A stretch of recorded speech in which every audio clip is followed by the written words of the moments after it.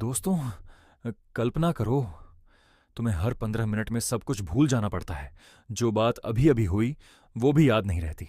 न कल का दिन याद है, न आज की कोई बात। बस एक ही चीज बार बार दिमाग में घूमती है, तुम्हारी बीवी का क्रूर कत्ल। और उस कातिल को पकड़ने के लिए तुम क्या नहीं करते? अपने पूरे शरीर पर टैटू बनवाते हो, हर मुलाकात की पोलरॉइड फोटो खींचते हो, उन पर नोट्स लिखते हो, पेन से चेतावनी लिखते हो, लेकिन फिर भी हर बार कंफ्यूजन में डूब जाते हो। क्या ये कातिल वही है जिसे तुम ढूंढ रहे हो, या फिर तुम खुद ही खुद को धोखा दे रहे हो? ये कोई इमेजिनेशन नहीं, ये है क्रिस्टोफर नोलन की 2000 में रिलीज हुई मास्टरपीस मेमेंटो। ये मूवी इतनी अनोखी है कि देखते ही तुम्हारा दिमाग उलट पुलट हो जाएगा।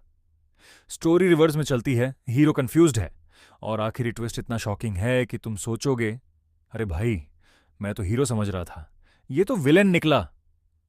अगर तुमने अभी तक मूवी नहीं देखी तो अभी वीडियो पॉज करो, पहले देख लो, क्योंकि ये पूरा स्पॉइलर वाला डीप ब्रेकडाउन है। तैयार हो? तो चलो, बिना टाइम वेस्ट किए सीधे पूरी कहानी और उसके राज समझते हैं। सबसे पहले हीरो से मिलते हैं, लियोनार्ड शेल्बी, जिसे गाय पियर्स ने इतनी शानदार तरीके से प्ले किया है कि लगता है वो सच में एमनेशिया से जूझ रहा है। लियोनार्ड पहले एक इंश्योरेंस इन्वेस्टिगेटर था, उसे एंटेरोग्रेड एमनेशिया हो गया है।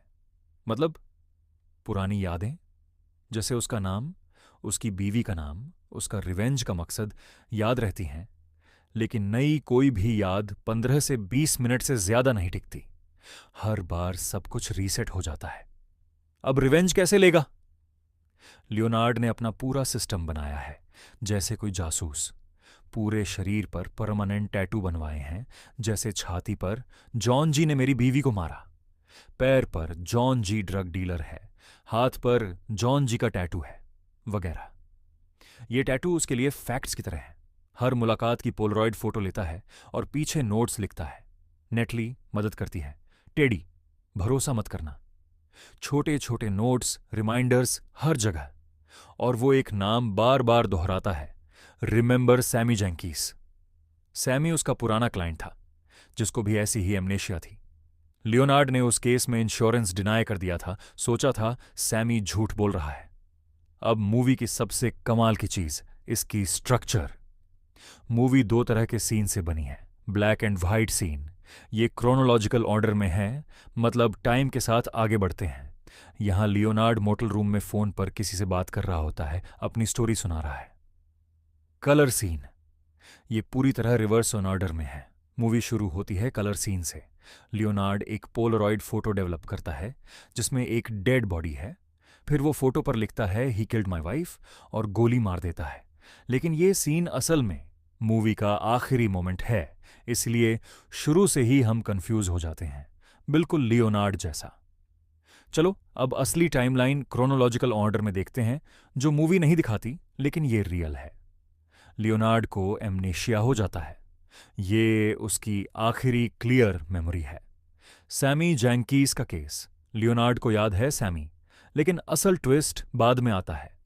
बीवी की असली मौत का राज, ये सबसे बड़ा शॉकर। असल में बीवी डायबिटिक थी। उसे शक था कि लियोनार्ड का एमनेशिया रियल नहीं है। उसने टेस्ट किया, बार बार इंसुलिन इंजेक्शन मांगा। लियोनार्ड ने हर बार दिया, लेकिन ओवरडोज हो गया और बीवी मर गई। ये गिल्ट इतना बड़ा था कि लियोनार्ड ने इसे भूलने के लिए सैमी जैंकीस की कहानी खुद पर थोप ली। नेटली और टेडी का role, Natalie Carrie Anne Moss एक बारटेंडर है जो लियोनार्ड को क्लू देती है। टेडी, जो पेंटोलियानो, एक अंडरकवर कॉप है। दोनों लियोनार्ड को अपने अपने फायदे के लिए यूज करते हैं। जिमी ग्रांट्स को मारना, लियोनार्ड को लगता है जिमी ही जॉन जी हैं। वो होटल रूम में जिमी को गोली मार देता है। टेडी का कन्फेशन, टेडी लियोनार्ड को बताता है, भाई तूने महीनों पहले ही अपनी बीवी के असली किलर को मार दिया था, वो जॉन जी था। अब तू बस नए जॉन जी ढूंढता रहता है ताकि तेरे पास कोई पर्पस रहे। मैं तुझे यूज कर रहा हूं, तू मेरे लिए ड्रग डीलर्स को खत्म कर रहा है। फाइनल ट्विस्ट, लियोनार्ड को गुस्सा आता है, लेकिन वो जानबूझकर टेडी को भी जॉन जी बना देता है। टेडी का लाइसेंस नंबर अपने नोट में लिख देता है, डोंट बिलीव हिज लाइज के साथ। फिर टेडी को गोली मार देता है। मतलब क्या? लियोनार्ड जानता है कि वो खुद को धोखा दे रहा है। उसके लिए ये झूठा रिवेंज जरूरी है, क्योंकि बिना पर्पस के जिंदगी बेमानी हो जाएगी। वो ये साइकिल खुद चलाता रहता है, कभी खत्म नहीं होती। ये मूवी हमें गहराई से सोचने पर मजबूर करती है। अगर मेमोरी ना हो तो हमारी आइडेंटिटी क्या है? हम कितना मैनिपुलेट करते हैं खुद को और दूसरों को। टेडी लियोनार्ड को यूज करता है, नेटली यूज करती है, लेकिन सबसे बड़ा मैनिपुलेटर लियोनार्ड खुद है। नोलन की जीनियस ये है कि वो हमें भी उसी लूप में फंसा देते हैं, जैसे इंसेप्शन में ड्रीम लेयर्स, इंटरस्टेलर में टाइम, वैसे ही यहां मेमोरी को खेलते हैं।